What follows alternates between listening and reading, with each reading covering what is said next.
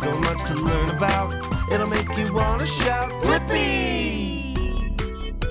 Oh, hey, it's me, Blippi! And I have a great idea what we could draw today. Let's draw an animal, a really big animal. It's the third largest living land animal today. Yeah, it's a hippopotamus. Oh, what a silly name, hippopotamus. You can just call him a hippo.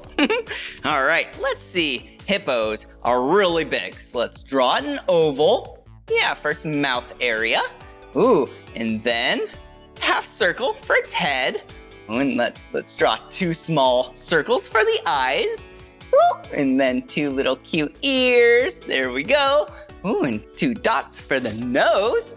Little smiley face. And a really big body because they're so big. Ooh, and then there's 1 back leg and another back leg. Kind of looks like a rectangle. Big belly, and then 2 rectangles up here for the legs. But you can't forget about the tail. There we go. There we go. Hey, Hippo. Well, if you want to keep drawing with me, all you have to do is search for my name. Will you spell my name with me? Ready? B-L-I-P-P-I. Blippi. All right, see you again. Bye-bye.